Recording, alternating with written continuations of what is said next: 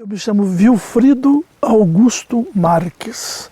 Sou advogado, fiz agora em junho 50 anos na profissão, trabalhando muito, adoro meu trabalho, mas a minha outra metade eu dedico ao agronegócio. Eu nasci em Mato Grosso do Sul, que é um estado muito interessante, onde está o Pantanal. E sempre vivi no campo com animais e natureza.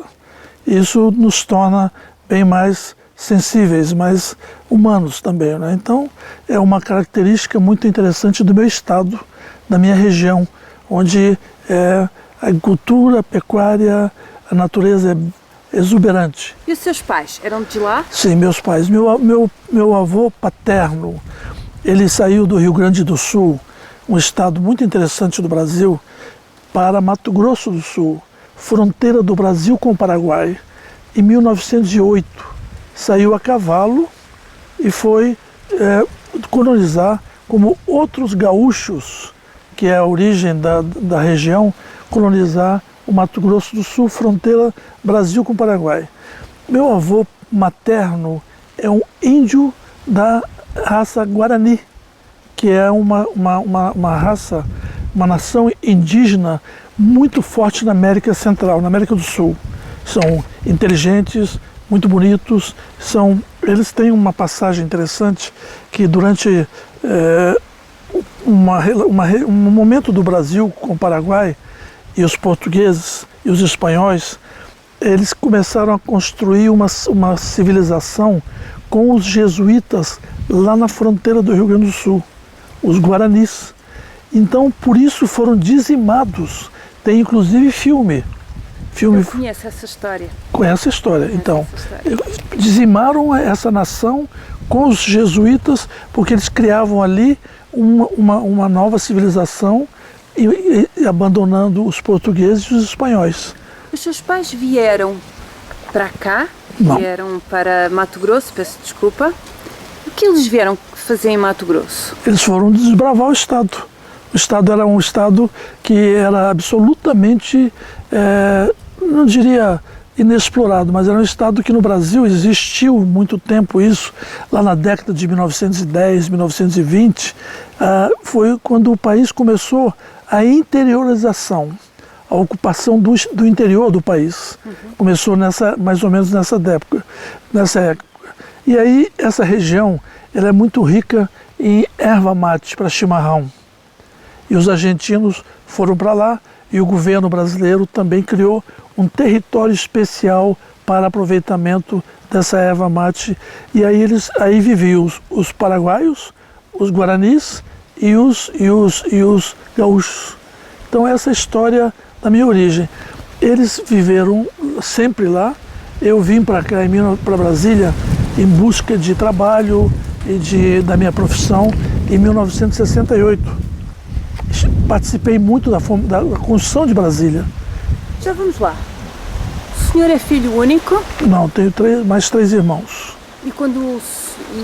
E a formação que o senhor faz é lá no Mato Grosso ou o senhor sai do Mato Grosso e vai para outro sítio fazer sua formação, sua graduação? Eu saí de Mato Grosso, fui morar em São Paulo. Em 1964. 64. Uma data bem importante, é? Sim, para o país, muito importante. E eu vivi esse momento. Vim para São Paulo, lá eu fiquei algum tempo e eu tive um período onde eu fui, como jovem, jogava futebol, jogava muito bem e era muito requisitado em vários lugares. E eu vim numa cidade próxima onde eu nasci, eu fui jogar futebol como profissional. E aí eu fiz a carreira militar, rapidamente, prestei serviço militar. Terminando o serviço, eu vim para Brasília, porque aqui, em 1960 e poucos, começou a história da cidade. Mudou o país, porque houve a centralização da administração e do movimento do Brasil. Enquanto existia no Rio de Janeiro, tudo que acontecia tinha que ir para o litoral. E o interior do país, de 8.500.000 quilômetros quadrados, meus filhos moram em Gramado. Eles estão viajando, saíram de lá ontem de madrugada. De Gramado aqui são 2.700 quilômetros. As distâncias são muito grandes. Então, por que você veio para aqui? Porque ouviu falar das grandes oportunidades de Brasília e você já veio como advogado? Não, vim como... Fui corretor de imóveis, fui vendedor de livros, vendedor de ações para poder manter a minha faculdade, meu trabalho. Vim só. E aqui construí a minha vida. A partir de 74, eu me formei em Direito. 74. Fiz 50 anos agora. E aí, então, construí uma vida toda trabalhando na advocacia e sempre envolvido com o campo. Desde a primeira semana que eu cheguei aqui, eu comprei um imóvel no campo. E sempre tive vários lugares do Brasil, na Bahia, em Mato Grosso, vários lugares do Brasil, eu tive várias fazendas. Fui vendendo e hoje eu tenho aqui perto, onde eu faço esse trabalho com o Instituto Espinhaço. Já lá vamos. Você foi comprando, vendendo essa terra, e essa terra era o quê? Fazenda para cultivo? Era lugar para lazer e férias? O que eram essas terras que você... Várias atividades, por exemplo, criação de bovinos, criação de ovinos, tudo conciliado, porque uma fazenda, agora, ela passou, de 20 anos para cá, as fazendas passaram as atividades exclusivas, agricultura e pecuária, em função da necessidade de investimento, tecnologia. A evolução é muito grande, porque o agronegócio é a principal atividade financeira do país, há muitos anos. Nesse período que eu vim para cá, tudo era absolutamente inexplorado. Então tudo era início.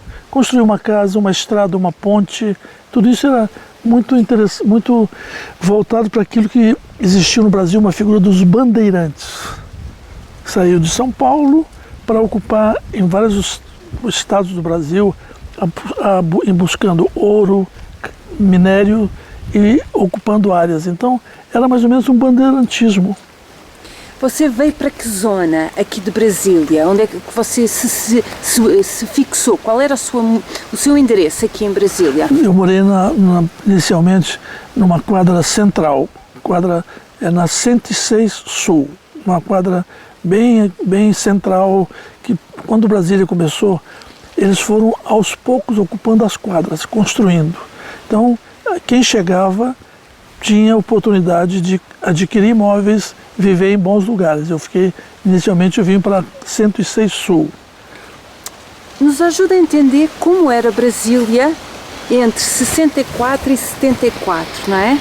Como era essa cidade? Era uma cidade cheia de construções, era uma cidade limpa, era uma cidade com muitas preocupações com o cidadão. Era o quê?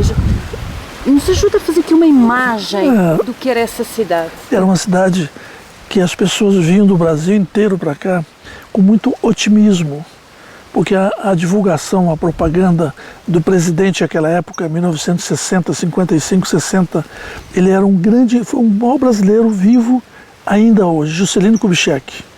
Então ele começou a construir Brasília do zero. Era um cerrado como aquele ali, não tinha uma única construção. Era um cerrado selvagem. Ele vinha, trabalhava no Rio de Janeiro durante o dia, voava à noite num avião C-47 da época da guerra, viajava, trabalhava aqui à noite durante o dia e voltava para despachar no Rio de Janeiro. Então, esse entusiasmo dele criou um sentimento nacional de curiosidade, de entusiasmo, e as pessoas largavam tudo e vinham para cá começar a trabalhar como motorista de caminhão, nos restaurantes, e aos poucos ia surgindo a cidade construída com entusiasmo, com determinação, com otimismo. Esse foi o momento de uma cidade que hoje é patrimônio cultural da humanidade. 50 anos depois, 60 anos depois, ela é patrimônio. E veja bem, construir uma cidade com essas características em 60 anos é muito interessante. Naquela época, eu participei disso. Era um cerrado, não tinha absolutamente nada. Eram animais selvagens, construiu-se o lago. Toda Brasília existe em função do lago. O lago é que permite a vida em Brasília. Isso... Então ajuda a entender, já que falou do lago e falou da água, Ajuda agora a entender-nos como foi a evolução com as preocupações ambientais.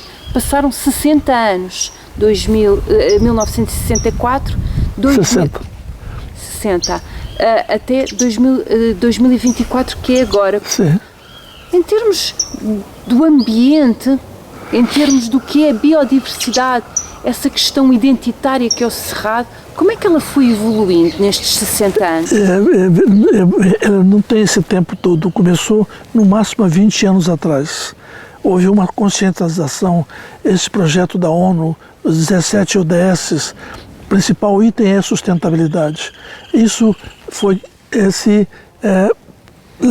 levando para as universidades, para as faculdades, para as escolas, e o jovem que percebe muito rapidamente a necessidade de tentar manter o meio ambiente, de ter água, de preservar. E hoje existe no Brasil, agora mais forte, mas 20 anos para cá, mais ou menos, foi que começou a ser essa. E o próprio organismo internacionais, os organismos internacionais, divulgando, estabelecendo que em 2050 o mundo terá 10 bilhões de pessoas e o país tem a responsabilidade, o Brasil, como grande produtor de alimentos, agora agravado pela guerra da Ucrânia, Oriente Médio, tragédia no Rio Grande do Sul, aumenta a responsabilidade do país de produzir alimentos. Para produzir alimentos, você precisa ter a natureza intacta. E o que aconteceu? A agricultura, por falta de orientação e de informação, ela dizimou muitas nascentes. Isso criou um problema muito sério, porque aos poucos as mudanças climáticas aconteceram e vem acontecendo. E isso acontece entre 1960 e os anos 2000? Não, muito mais recente. Isso aconteceu porque a agricultura e o agronegócio no Brasil, eu não tenho precisamente, mas é de 30 anos para cá. E aí houve antes da criação dos órgãos, dos organismos nacionais e internacionais, exigindo investimento, exigindo. Eu tenho uma propriedade aqui próxima, que eu tenho uma barragem com 12 hectares de lâmina d'água. Tenho 5 pivôs e uso mais ou menos 1 milhão de litros hora quando eu estou usando os 5. Eu recebi há 2 meses atrás uma fiscalização da Agência Nacional de Águas.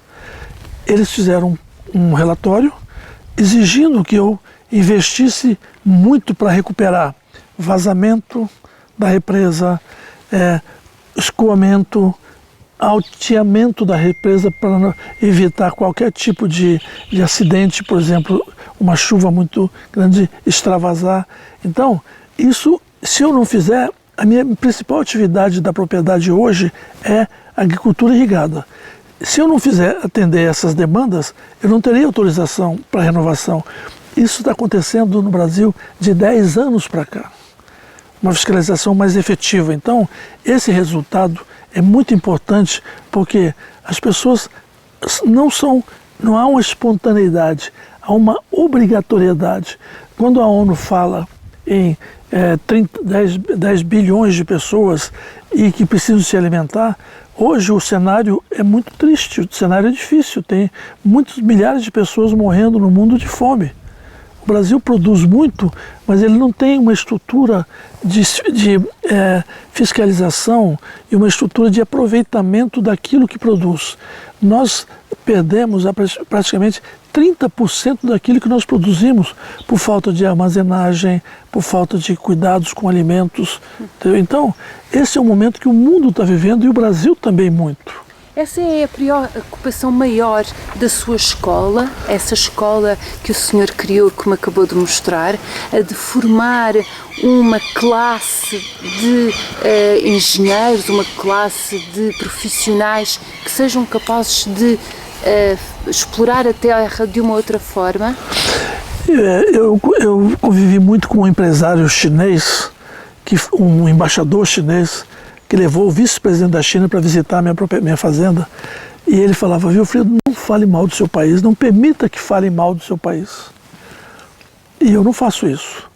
Acontece que o nosso ensino técnico superior na área de agronomia veterinária e zootecnia ainda é muito deficiente.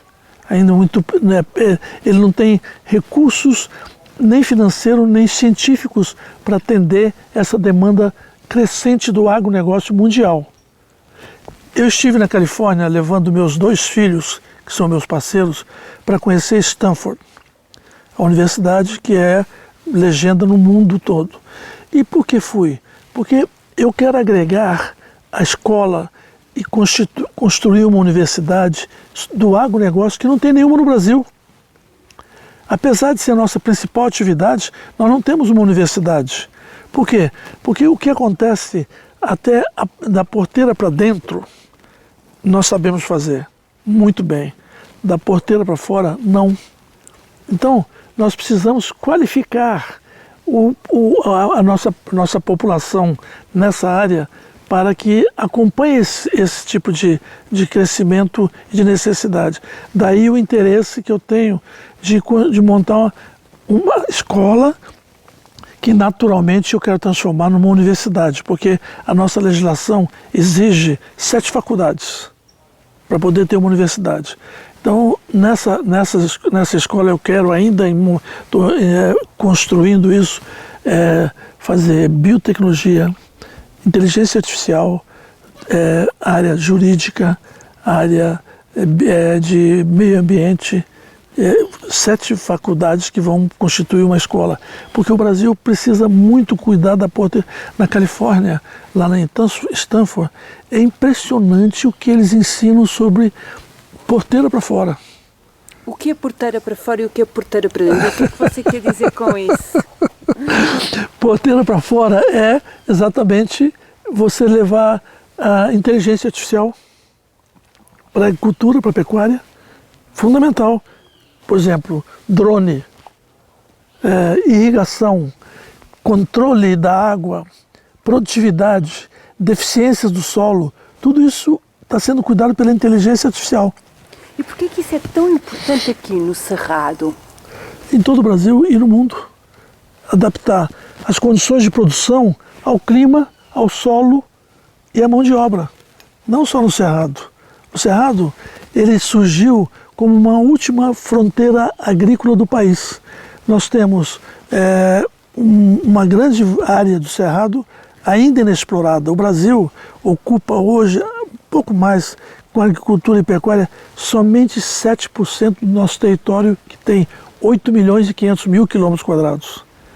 Então, a biodiversidade vai permitir que se produza com qualidade, com quantidade, muito mais nesse 7% do que anteriormente com, por exemplo, os chineses têm o que eles chamam de Smart Farm. É uma fazenda com 1 hectare, onde através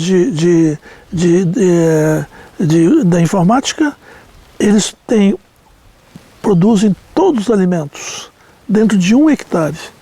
E eles estão exportando isso para o mundo inteiro. Existem em São Paulo, dentro dos bairros mais ricos e mais sofisticados, já fazendas verticais. Estão produzindo. Então, essas mudanças que o Cerrado permite e o mundo está fazendo. Então, é isso que nós precisamos trazer para o Cerrado. Mas é muito curioso porque você fala em formação e ao mesmo tempo você entregou para mim um cardápio de plantas naturais, não é? Claro. Tem aí uma característica muito especial que é a diversidade. Sim. Será que o adolescente, o jovem de hoje, conhece essa diversidade? Porque você tem falado muito sobre os aspectos técnicos, não é? Mas não tanto sobre a identidade do lugar. Essa experiência, ela iniciou com o Luiz Oliveira. Eu, há muito tempo, em função da necessidade de água para irrigar os meus pivôs, eu precisava ter segurança hídrica na minha propriedade. Quando ele apareceu com o Instituto Espinhaço, eu percebi que ali eu tinha um parceiro, porque eu tentava várias vezes criar condições para manter a água para os meus pivôs. Quando ele apareceu falando que a recuperação de nascentes permite, eu abracei a causa. Na hora montamos uma parceria, eu plantei 80 mil mudas em 90 dias, com índice de pegamento de 92%. O que é recuperação de nascentes? Lá nós plantamos 80 mil mudas, que resultaram em 92%, e eu tenho lá hoje urucum, aroeira, aquela semente que você gosta do estica pro árvore, aquela sementinha, eu tenho lá muito. Semente rosa da aroeira. Urucum, cosmético, medicamento e alimentação. Urucum você faz tempera, você faz bronzeador, você faz... Mas por que essas plantas são tão importantes para as águas? Porque elas são plantadas nas nascentes, elas são regionais, elas ajudam a recuperação. Se eu quiser fazer essa recuperação lá no Rio Grande do Sul, que é outro bioma, eu vou ter que plantar outras árvores. Essas 20 aqui, elas são do cerrado. Como são do cerrado, elas ajudam a recuperação da nascente. Para você ter uma ideia, o Instituto Espinhaço fiscaliza todo mês o volume de águas. A água, depois que nós fizemos esse projeto, aumentou nas minhas represas o volume de 36%. As nascentes que foram, todas elas recuperadas, aumentou 36%. É imenso. Então, a represa tem 12 hectares, tem de superfície, lâmina d'água, tem 19 metros de profundidade, 250 metros de talude. Essa que eu falei que a Ana foi lá e botou o pé no meu peito e falou, resolva. E eu estou resolvendo. O custo inicial, R$800 mil, $150 mil para recuperar. E como é que você vê a possibilidade de a Unesco criar um selo aqui dentro do Cerrado, dentro da biosfera? Não é? Porque tudo o que você está falando de uma tecnologia, de uma juventude que se está formando e de um território.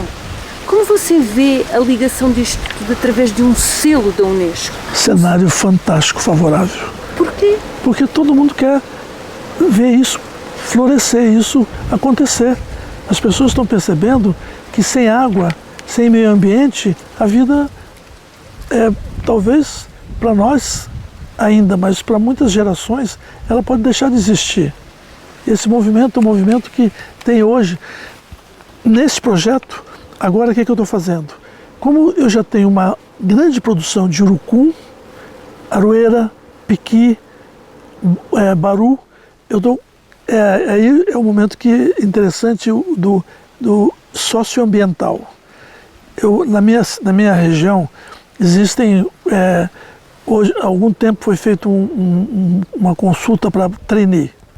Apareceram 280 jovens, 80 foram contratados, 200 estão querendo trabalhar. Eu vou contratar muitos deles e vou levar para lá e fazer primeiro um inventário da quantidade que eu tenho de urucum, de aroeira, piqui, e vou criar uma estrutura de beneficiamento desses produtos, e o resultado financeiro eu quero repartir com eles, tirar o custo e repartir. Então, esse é quando você pergunta qual é o cenário e qual o rumo que isso vai tomar, qual é a direção. A direção pode ter certeza que é de melhorar muito. O selo seria fantástico. Muita gente ia aderir. Por quê? Porque nós temos aqui, por exemplo, o meio ambiente. Esse que a Andréia, secretária de Meio Ambiente em Goiás, e tem aí o Ministério de Meio Ambiente. Eles, às vezes, imprimem um processo ideológico, prejudica um pouco o resultado. Inclui aí um aspecto forte de ideologia. Por exemplo, tem técnicos que são contra as grandes empresas agrícolas. Ele só entende na agricultura familiar. Entendeu? Isso prejudica, porque os dois são altamente compatíveis e viáveis. Você sente que muitas vezes o poder central não beneficia o desenvolvimento destes negócios em larga escala? Sim, por questão política e ideológica. Isso existe, é muito forte no Brasil. Há um embate entre o produtor agrícola, o agronegócio e o meio ambiente. Ele é tido como? Qual é a figura que ele tem? Uma figura, qual é a imagem que ele tem perante o poder político? Sim, o presidente da República atual, no início ele falou várias vezes que produtor rural, que o agronegócio era fascismo. Era um fascismo, que o produtor rural praticava um fascismo. Então, olha só a diferença entre quem quer produzir alimentos, recolher, criar empregos, recolher impostos, que é o que o mundo precisa. Eu não tenho, nem quero discutir ideologia partidária, principalmente por isso, porque o meu interesse, o meu propósito é plantar, colher, beneficiar, criar emprego, recolher impostos, produzir alimentos. O item mais importante do mundo hoje é segurança alimentar. O mundo inteiro hoje cuida de segurança alimentar. Qual seria a melhor política pública para garantir essa segurança alimentar aqui no Cerrado? Estimular fortemente a produção, criar estrutura educacional, segurança, saúde, mobilidade, investimento. Importantíssimo, porque isso resulta. O Brasil passou a ter, no meu modo de ver, um calendário diferente. Antigamente era indústria automobilística, construção civil, esse era o movimento do país. Hoje o calendário é antes do plantio e depois e na colheita. O país se movimenta hoje quando vai plantar, adquire insumos, máquinas e equipamentos. A demanda mudou. Mudou. E aí, quando ele colhe, os resultados são compra de apartamento, avião, automóvel, impulsiona a economia. Então é pensar diferente disso. Não estou querendo com isso ser o papa, nem o professor, não, mas é a visão de um cidadão que a vida inteira eu cuidei disso. E penso assim, eu não me envolvo em política partidária porque o nosso político partidário ainda é absolutamente despreparado. Absolutamente despreparado. Para você, o que é ser do Cerrado? Ser? Do Cerrado. É um privilégio, é uma dádiva. Por quê? Porque o clima é fantástico. O clima daqui, você tem uma ideia, eu, com a minha idade, com a minha experiência, conheço vários lugares do mundo. Inclusive, há pouco tempo eu estava lá no Douro, tomando vinho, no Six Sense, olhando aquela beleza, os morros, os vinhedos. Nós temos aqui, vou começar agora a plantar uva para fazer vinho, semelhante à experiência que eu vivi lá no Douro. Nunca vou esquecer, almoçando frente para o rio e vendo aquele. Então está na minha memória. O Cerrado pode ser tudo isso. Aqui tem um boom agora de produção de vinho fantástico. O Cerrado produz vinho, o clima daqui, a média anual, é o melhor clima do mundo, é 22% ao ano. Temperatura 20 graus, 22 graus por cento, 22 graus o ano inteiro. Chuvas, elas são periódicas num determinado período. 6 meses por ano chove, 6 meses por ano não chove. Está resolvido.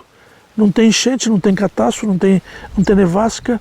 E tem uma população muito interessante porque ela é um caldo de cultura. Muitos embaixadores de vários países do mundo terminam a sua missão no Brasil, não vão embora, eles ficam aqui, compram imóveis e vão viver em Brasília. Então é um lugar privilegiado em função do Cerrado. O Cerrado permite tudo isso. Clima, água, ambiente, olha que coisa linda, céu azul o ano inteiro, sol o ano inteiro. Isso é muito bom. Poucos lugares do mundo, vocês sabem disso, poucos lugares do mundo tem isso. Então, o Cerrado é um privilégio, é uma dádiva. E isso, você pode ter certeza, que eu estou dizendo, não por entusiasmo nem infantil nem juvenil, de jeito nenhum, por experiência de vida.